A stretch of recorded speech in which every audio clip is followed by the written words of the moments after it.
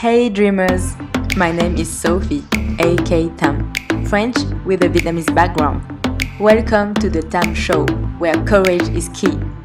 By watching the interviews, you will learn what school doesn't teach you. I'll show you all the actual hard and real in-between process that shape it brave, inspiring entrepreneurs. You will know what to do to start and accomplish your idea or project. Get ready, guys.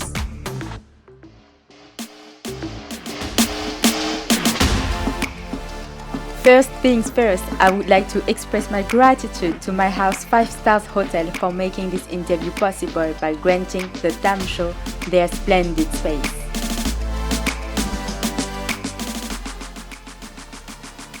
Hey everyone, welcome back to the Tam Show for a new episode. Today we are meeting Max McFarlin, creator of the YouTube channel MyKindOfEats. Yes, we love food. While he comes from a small farm in America, he is now settled in the big city of Saigon.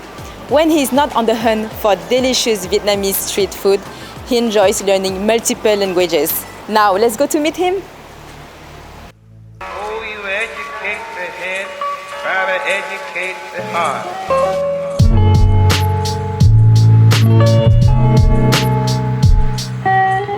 Hi Max, how are you today? I'm great. How are you? Yeah, very good. I'm really happy to be in this luxurious hotel to make this interview. Yeah, thank you so much for inviting me. So could you tell more about you, Yeah. about where you come from and your background? Okay, yeah. So I'm actually from America, a state called Arkansas. Not many people know about it because it's kind of overshadowed by Texas and Louisiana. But I actually even grew up in a very small place in Arkansas, from a farm. Yeah. Yeah, so no neighbors, anything. My family owns 122 acres, which means nothing to you, but it's a lot of land. Raised cattle, had about 60, 70 cows. Yeah. A real farmer. Right, exactly. Your typical farm animals, your dogs, cats, chickens, and peacocks. That one's not so common. But grew up in Arkansas my whole life. I never really traveled or did anything because you're working on the farm, you don't get out much. Yeah. From this small area, went to high school, graduated about 29 people. So yeah, again, like just trying to give you perspective of how small the area I went was. And so now grew up till I was about 24, and I was on the typical American path. I was about to go to medical school. Wow, amazing. Right, but then I was like, oh, this is not for me. So I figured that out because before I went to medical school, I took a trip to New York. About a week trip. I was like, I'm going to treat myself. I never really travel. I had a friend there, and first place I wanted to go was Chinatown. Okay. I went to Chinatown, and a week went by, and I realized I never left Chinatown. Oh, you never I was left like, it. I got to go to Asia. Okay. Asia's my home. And so like 2 months later, I packed it up and I headed to Asia. Wow. Right. So you decided to flew to Asia. Right. So I actually started off in Hong Kong. Typical thing most people do, they teach English. Yeah. I applied in multiple places, Vietnam, Thailand, South Korea, any country you name it, I applied. But Hong Kong just came first, and I was hungry and ready to go. Wow. So I went with Hong Kong. Where does this taste of Asia came from? Oh, that's a good question. Now that I look back at it, now that I'm older, I realize like I've always loved Asia. Yeah. But where I'm from, you don't get exposed to the culture. Right, so that's why I'm asking you. How come? But the little bits and pieces of Asia I could get, like I took it in and I loved it. I mean, my gosh, Jackie Chan movies, that's all I watched. Anime. Parents be like, Max, where you want to go eat? A Chinese buffet. Like I know it's like typical, it's American Chinese food, but I just went as close to Asia as I could get. I remember at my dad's work, there's a Vietnamese man. I just remember being amazed by him. He spoke zero English, but he would speak in Vietnamese. Like, whoa! Wow, you and were just amazed by his his language, and then just like the way he would do things differently. And he ate a lot of rice, which is kind of, which my family picked up. Yeah. I have a very open family, and next thing I know, like we're eating rice for every meal. Really? Yeah. So you were eating rice in your farm? Yeah, every meal. So nice. We'd make a big thing of rice every night, and then that rice was used for next day. I'm talking like rice and eggs for breakfast, rice with anything for lunch, and then fresh rice for dinner. And that was all because Thai, his name was Thai, the Vietnamese man that worked with my dad. And so I was fascinated. Like I invited him to like my birthday parties and stuff. So I was just so fascinated. So really just taking in as much Asian culture as I can, and I guess I've just always loved Asia. But it wasn't until I went to New York that I realized this is home. This is home. That's so cute. Okay, so then Hong Kong picked you up the first, so you went directly to Hong Kong. Yeah, I don't think I could have picked a make or break you city other than Hong Kong. It was a tough year teaching. When you go there, yeah, you work. And they're usually 12-hour days. Okay. The Hong Kong culture is a very hard-working culture. Yes. And then what you make doesn't go far in Hong Kong. You very small apartments, very old apartments for a lot of rent. But I love my year, I love my kids. At the end of the day, you get to go have fun and play with kids and teach them something. And I still have kids that actually have found my YouTube channel and be like, oh, Mr. Max. So it's pretty funny to hear back from them. You just don't know how you can influence a kid's life at such a young age. Right. So for me, that was a really fulfilling year. Maybe not what I wanted to do long term, but I took it as like a stepping stone and took as a year to really enjoy. It was a move for you to go further. Right, but it was really fun to meet the kids, get to know them. So I lived Hong Kong year, really just immersed myself into the culture and just started learning about Asia. Actually, during that year, I started the YouTube channel. And I know that you love learning languages. Yes. So have you learned any Chinese, any Mandarin or else? You know what's sad is like I should know Cantonese for Hong Kong. Yeah. But Cantonese. It's like 9 tones, and every time I would go and try to speak. That's the excuse. You can't do it. No. Here's the funny part. I would go and I'd try to speak it, and they go, "No, it's okay. Just speak English." Yeah, okay. Because like my Canto was so bad, they were like, "No, man, like that's so bad. Get out of here." Man, come on. Yeah, you try to do the effort to speak in their language, but then they respond in English. English, because they speak English so well there, and man, it was just so embarrassing because they'd be like, "It's okay, just speak English." I'm like, okay. You try. But I do love learning languages. Something I'm very new to. Again, I didn't start until I came over here because I didn't know it was possible to learn a language unless you live somewhere, and now you can. But yeah, I speak Chinese, Japanese, and English, of course. Nice. I'm starting on Vietnamese, so I've been here a couple months. Another tonal language, another... terrible, like you have at least 6 accents. Right, and I'm pretty sure like I've said some dirty words. Because like I'll go and like I'm trying to say something and the person will die laughing. What did I say? I'm pretty sure I said some bad words. In Japanese, it's another hard language. I do enjoy hard languages. Yes. And I need to take a break from a tonal language. Okay, so if you love hard languages, then Vietnamese is perfect for you. I know. It's not hard because you don't have any grammar. That's true. You pick it up quickly being around here. The hard part is just learning words sometimes. Because I'll say, I'm like, I said that perfectly, and they'll be like, what? Yeah. I'm like, no, like I said this. I'm like, what? So it's pretty funny. So then after you stayed 1 year in Hong Kong teaching. Yeah, so I started my channel for about 6 months at that time, and I was like, it's doing okay. I'd already been saving up money. I saved up. I did not go out at all my year in Hong Kong. I just saved. Wow, so serious. Right. I knew the sacrifice then would pay off. Okay. The next year, I just took off and just focused purely on the channel. For about nine months of the year, like I was losing money. Yeah, so I was slowly... Your YouTube channel. Yeah, I was just slowly losing money because I wasn't making enough. Yeah. But I just believed in myself and I just kept going. I'd saved money for 3 or 4 years to do it, and it was my chance. It was my opportunity. And so that's what I did. And why did you create that kind of channel? Well, food's always been a passion of mine. Just like, I kind of deep down knew I loved Asia. Food's something I've always loved. At 4 years old, what do you want to be when you grow up, Max? A chef. So why didn't you follow this path? Well, being a chef now is probably glorified more than what it really is. It's a hard job. It's a 16-hour day. Yeah, you don't have breaks. You work holidays. You don't get paid well, and you're confined to the kitchen. And where I was, the only thing being taught would be like French culinary. And to me, again, I'm interested in Asian cuisine. So to me, it's like, I want to get out and meet these people and learn from them. And so that's why I started traveling, eating these dishes, talking to the people, or as much as I can, and trying to learn what these dishes are, what they mean to the culture, what they mean to this person, and how it's changed their lives. I think that's what I love about food so much is the way it connects us and changes people's lives. Yeah. There's a lady here that sells a dish, a $1 dish, and she sent her kid to college in the U.S. because that one dish is so popular. Oh, really? Right. What is the dish?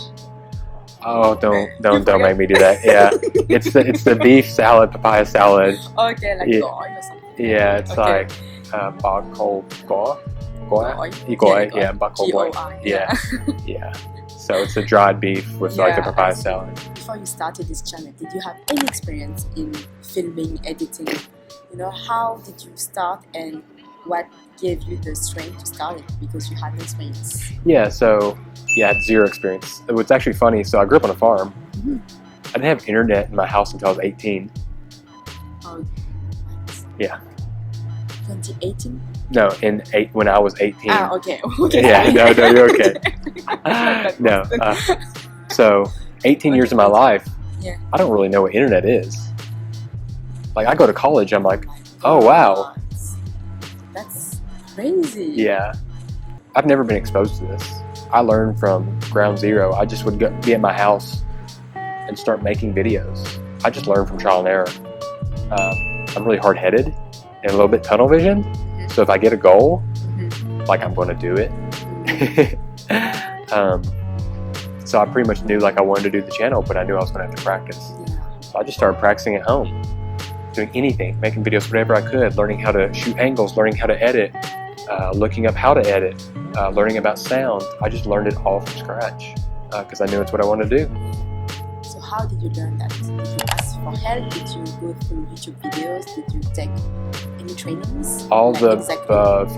I never had the money to just buy training. So it was trial and error, being like playing with my camera, figuring out what settings work, what doesn't, what works with audio, watching free things like YouTube videos, doing whatever I can to learn. But like I said, since I was on a budget, it's free. But just trying to find every opportunity I can. But mainly anything you do in life is a skill, whether it's language or being on camera or work, playing an instrument. It takes times and reps. So you just have to be ready to put in the work. But, I remember watching shows when I was like 13, like Nancy Bourdain, the Andrew Zimmern, the travel shows, the food shows. I'm like, man, I want to do that. So I remember also being like 13 years old and eating something like, how would I tell somebody about this food? And so I would like think about like, how could I describe this food? Yeah. But food's always been my love. 4 years old, I wanted to be a chef. Do you know what an easy bake oven is? What's that? It's called an easy bake oven. What is it? So it's a Christmas present I got. It's for kids. It's pretty much like a play oven, but it actually cooks things. And so That like works? yeah, Really? it's just a little heat lamp. It's just like a little that's rotating. So nice. And so you wear like... Oh my, that was me. I go to Halloween. I dressed up as a chef. I wanted to be a chef. I love food. Okay. I grew up in a kitchen with my grandmother. So I'm the typical kid on the counter licking the spoon with the cookie dough. So nice. So that's me. That's my childhood. Chasing your dreams. Right. Doing the best that you can. Exactly. Did you start with any equipment and how did you know, okay, I want to buy this, this, and this? Yeah, that's a hard one getting started out. I actually probably started with too much. If I'm giving anybody a recommendation, use what you have. You can be amazed what you can do with what you have. I actually still have the first camera I started with, but people always comment, wow, your quality's gotten so much better. It's not because I've upgraded equipment, it's because I've learned to use it better. Okay. Yeah. So a lot of people think like, oh, I don't have money to afford this, I don't have money to afford this, but they're sitting there with an iPhone. You started with an iPhone? Yeah, partly. I had a camera and an iPhone. And I just know people who have channels with millions of subscribers and they use an iPhone. So don't be afraid to don't use that as an excuse. You'd be amazed what you can do. Okay. Nice. Yeah. And then just getting out there and doing it. And is your channel only focused on food? Asian food? Yeah, well right now it's only Asian food. I haven't traveled anywhere but Asia. Oh, so I get here and I get really, you're in love with Asia. I know. I get here and I get comfortable with Asia and I don't leave. It's tough. But I would like it to be more about the stories and connecting, or what makes a food so delicious. Because I come from that science background. Yeah, so, we can mix it right. and do something more Exactly. evolved, or I don't know, Exactly. creative. exactly. Talk Yeah. about, oh, you see, this cooking process is why this one dish is so, or Yeah. this food stall does this certain thing, and that's why their dish is better than any other food stall that knows this dish. Dive in deep that way, but also the stories of, wow, this person's been doing this one dish for 50 years, you know, or this their 4th generation. That's also fascinating. Or the history of a dish. Yeah. This dish changed, you know, this culture or this country. So, Totally. right. So what is your favorite food at the moment? Anything. Asian food. Oh, you know, I love spicy. Yeah. Anything spicy. That's good. So many Western people don't like spicy. Oh my gosh. So I'm like, you miss everything, guys. Oh, you miss everything. And then what's funny is, like, I love really things. Spicy. I love really spicy, but I love things that even like locals don't eat sometimes, like mam tom. I saw your video Yeah. yesterday. I was like, what? I was so shocked that you love mam tom because I know no expat people that like it. You can give me. Really? I can eat a durian a day. You can give me mam tom. Wow, love that's amazing. Right. You were keeping like pouring the mam tom. I was like, wow, this is strong. A little bun reel with a little mam tom is just, that's my thing. I got a stall right next to where I stay, Yeah. and The there's smell like, doesn't disturb you, right? You love it. it's kind of funny. Like the first time I was exposed to it, I was like, okay, it never bothered me. Durian, mam tom, anything. Like I was like, okay. I was just very open to it. Yeah. I love it. Before starting your channel or during the process, did you had to face any fears? Any fears, for example, of judgment or Yeah. anything else? That's a good question. Actually, so I told you I never had internet really until I was 18 years old. And I'm starting a channel at 24, so I haven't been really exposed to internet my whole life. But I never had any social media accounts. Yeah. I didn't have an Instagram. I had a Facebook, but I never used it. Those are the only social media apps I had before I started my YouTube. But I have very bad social anxiety, which surprises people. Yeah. I get very, very nervous in front of people. Okay, so you prefer to be alone sometimes? More often, right? Well, what's funny is you learn to face your fears and overcome them. So when I have my camera and when I'm vlogging, it's like I'm talking to one person. It's like I'm talking to the viewer. Yes. And so I had to learn that, like I'm talking to somebody for me to feel comfortable. Because I can have a one-on-one conversation, but if it's a big group of people, I get very, very claustrophobic and very social anxiety. So how did you overcome this fear? Because you are vlogging everywhere in crowded crowds sometimes, and how do you manage that?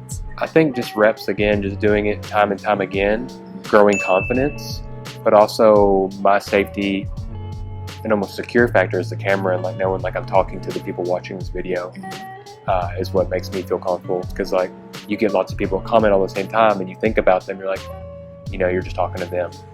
So everybody comments and watches, they don't think about it, but when I'm making videos, it's almost like I am talking to them. Because I always see them comment, I know they're there. So when I'm making a video, I know I'm making it with them. Yeah, okay. Yeah. What was your biggest fear during this process? Oh, you know, if you fail, you fail. I have zero fears of failure. The biggest thing would probably be getting in front of a camera and being yourself. Being yourself and not faking it or trying to be natural, right? Right. So that's the thing I've always wanted to be, is like be myself, because it's scary being yourself and people being like, I don't like that, because then it's hard to not take it personally. But at the end of the day, you have to be yourself, because that's also why people are going to love you. Yeah. So for me, it's always about being up there. I mean, dang, I smile all the time. You know, like I'm very happy, and I love food, and I'm just getting out there and being myself. I'm showing people this is my experience, this is my life. Do you want to come with me? My whole thing is connecting through others, through our shared love of food. You know, let's sit down and share a meal. You know, it's about getting people and getting to know about them and being with them. I never want to be an expert. I never will be. I'm never going to know more than any person that grew up here in Vietnam. Yeah, true. But I can appreciate and I can love every meal I get and be thankful for it.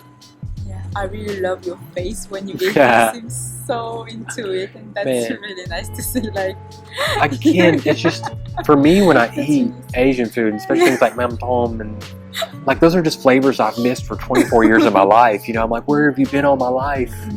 You know, that's what it's like. Oh my God, it's almost like a love story where it's like, where have you been forever? Where have you been? people don't know. I think I'm thankful almost that I wasn't exposed until later in life, because now I'm so thankful for it. Yeah. I'm so appreciative. Now you know how to appreciate it. Right. Yeah, so maybe I didn't have the best taste for Asian food. Like, I would love bad Asian food because I was so new to it. But as I've gotten here, you know, Yeah. I'm still here and I'm building my palate. Yeah. But I still have that love and desire every time. So You will become an expert. Because I'm learning also from your videos. I'm like, whoa, he knows that. right, you slowly learn, and that's part of the process too. Is yeah, you're out there making videos, but there's a lot outside the video that goes into it. During my free time, I'm trying to find as many articles or books.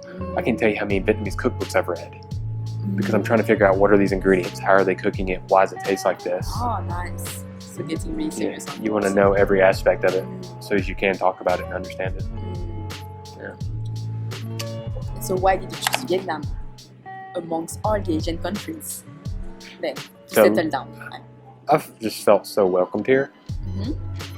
I don't think, especially Saigon, you know, Hanoi is nice. Hanoi is a little, I like big city, even though I'm from a farm. Like, I do enjoy the 12 million crazy life here. What is it, like chaos and, what is it where they go through the intersection? It's like poetic chaos or something like that. But it's just, it's beautiful, and I love it. The people are friendly. They're very accepting of me.